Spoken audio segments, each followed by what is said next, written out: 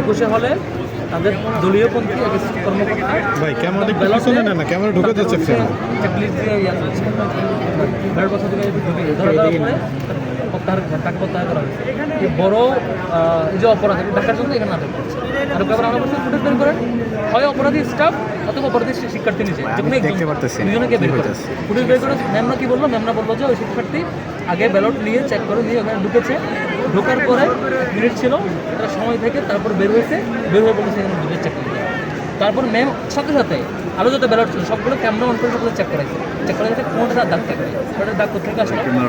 এখানে অপরাধীকে বের করতে হবে যদি এমন হয় যে স্টাফ অপরাধী তাহলে স্টাফ বিএনপি করেনি কিনা ছাত্রদেরকে সার্ভ করার জন্য ওই অপরাধ টাকার জন্য এটা করতেছে কিনা অথবা ওই শিক্ষার্থী ছাত্রদেরকে সার্ভ করার জন্য ওই জিনিস করার জন্য করছে কিনা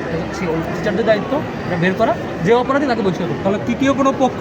এই নির্বাচনকে বিতর্কিত করার জন্য করতে পারে তৃতীয় পক্ষ না যারা অলরেডি আছে এখানে যারা এঙ্গেজ তারাই চেষ্টা করতে টিএফসিতে এখন ভিতরে কিন্তু গণমাধ্যম ঢোকায় কিছুটা রেস্ট্রিক্ট করতে হবে এইভাবে তো করতে দেওয়া যাবে না মিডিয়া থাকতে হবে এবং তাদের অবজারভার যারা থাকতে হবে এগুলো মানে আশঙ্কার জায়গা আর কি একটা ফেভার দেওয়ার মতো